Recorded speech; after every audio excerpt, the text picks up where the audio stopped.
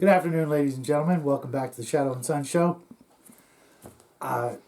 Today, I want to talk to you not just about what you'll see in the title description of this video, but of 1977. 1977 was not just a great year to be alive because of, everybody's favorite sci-fi fantasy movie that hit the big screens, much to everyone's surprise. But growing up as a kid, I was 10 years old in 1977, and I was a pretty frequent shopper at a couple of local comic book stores. My favorite, of course, being the Land of Ooze and Oz over on Brookhurst in Orange County, right next to the old Gemco. And if you guys remember Gemco, then you'll remember they had the greatest hamburgers ever at their snack bar. But let's get on to what we really came here to talk about. In 1977, being a little kid, I had, of course, discovered the Micronauts action figures at my local Gemco, and a lot of other comic books. I was reading Spider-Man, and especially Spider-Man teaming up with the Thing, which were some of my favorites. But I also discovered the Avengers and the Defenders and the Fantastic Four and numerous other comic books. But in 1977, I discovered two other comic books that would have a profound influence on the rest of my life, what I would read from that point on, and the things I would be interested in. Of course, by that time I was already reading The Shadow and listening to The Shadow radio dramas that were on my local radio station. I think it was like Friday, Saturday, or Sunday night. Before bed. But I also discovered Conan the Barbarian in comic book form, and then I discovered John Carter, Warlord of Mars. Now, Dark Horse Comic Books put this omnibus out quite a while ago, and I picked it up, and despite a tragedy that happened to my first copy, which is a whole other story. We'll go into some other time, maybe, if you guys really are interested. But needless to say, books and water don't really mix very well. But this omnibus is all 28 of the regular monthly issues of John Carter, Warlord of Mars, and all 3 annuals. And I have them all in regular comic book form, but as a collector and someone who's really, really careful with the books and things that I own, I try really hard to leave them alone. I've read them many times growing up as a kid. I read the whole series, read all the annuals. I think I might be missing one annual. But I discovered this along with several other omnibuses. And this one is clearly my favorite, not just because it's John Carter, but because it is all in glorious black and white. Instead of... Let's see if I can find a good cover shot for you. And instead of, the colorized versions of... let's just go to the main cover. Match my John Carter t-shirt.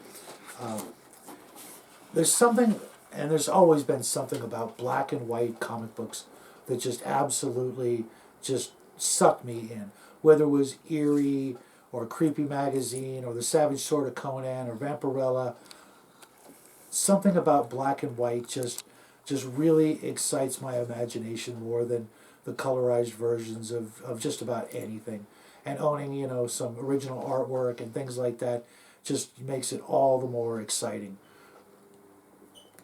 For me, I think, having actually dabbled in drawing comic books and inking them and coloring them, I really enjoyed the inking process the most. Obviously the drawing is pretty special, but the inking just pulls you into it and just really just sucks you into the story, and at the same time letting your imagination really take over while you're reading the story. Sure, obviously, your imagination is only going to go so far because you're looking at the images, but for me, the black and white style is always going to have a very, very special place in my heart.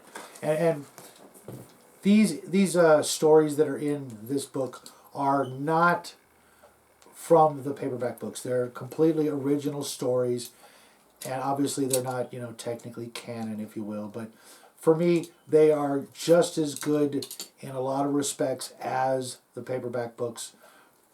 And there, there's a lot of other John Carter comic books out there, especially the really, really old days where everybody wore, tights and capes and super suits, which was not at all accurate to the paperback books.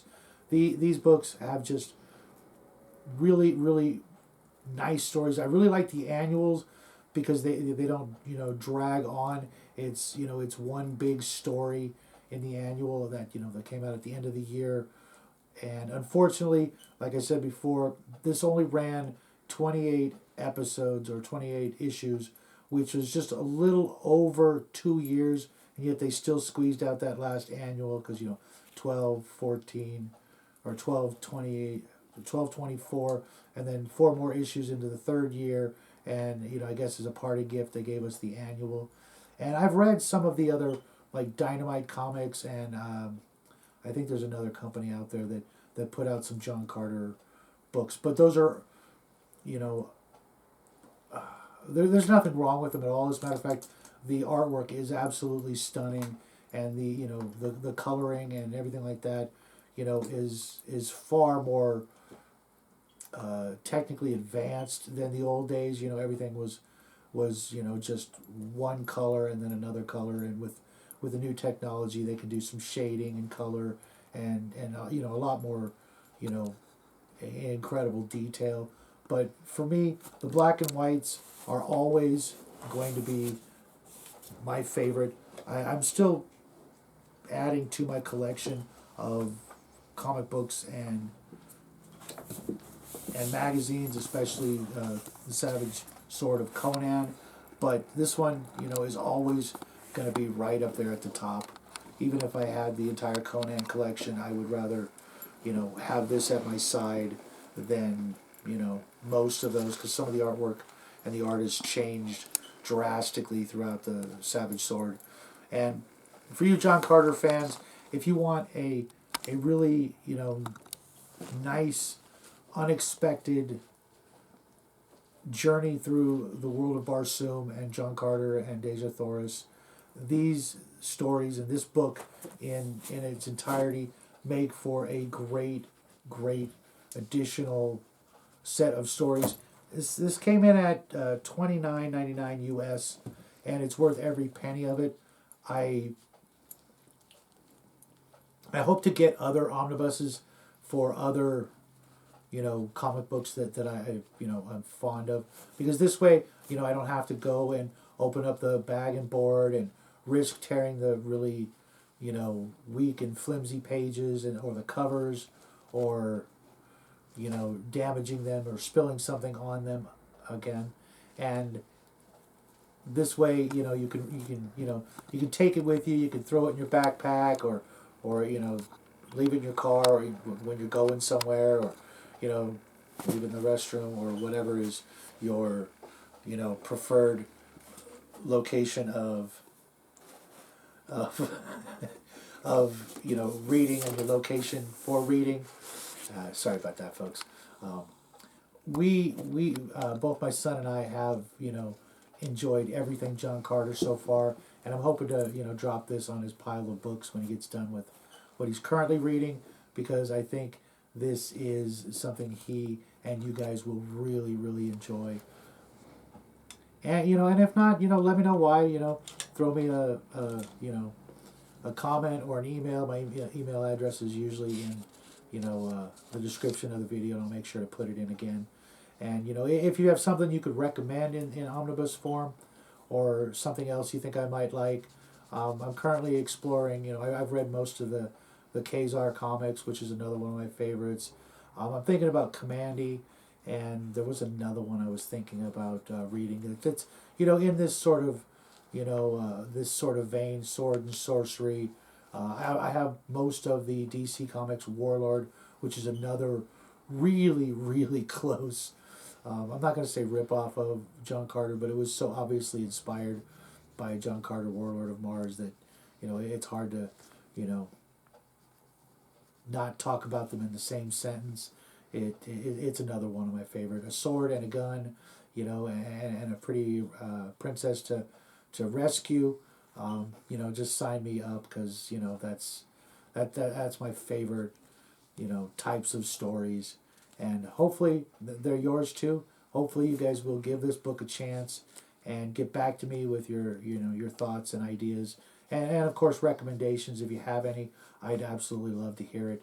Um, I'm probably going to reread this again real soon, but my reading list is almost as tall as this table, and the books that I need to power through before summer gets here, because once summer gets here, I probably won't be doing as much reading. I'll probably be getting a lot more sunshine, fresh air, and getting out there with the little guy, riding our bikes, and doing some exploring, and things like that. So until next time, folks, thanks for stopping by. I'm going to be online in various places throughout the week. I hope to see you guys there, especially Grim, if you're watching this.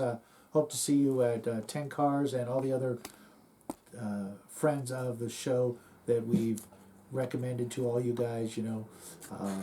Bruce Lombardo, Legion of Myth, Cigar DM, Chimerian, and of course Biggest Geekas. Thank you guys again. Last night was a great show. 10 Cars Tavern. Did I mention that one in the beginning?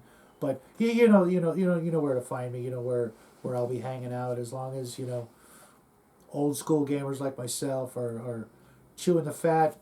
You'll find me there, and I hope to see you guys there. Until next time, have a great week. We will see you tomorrow with a craft video, and good night, everybody.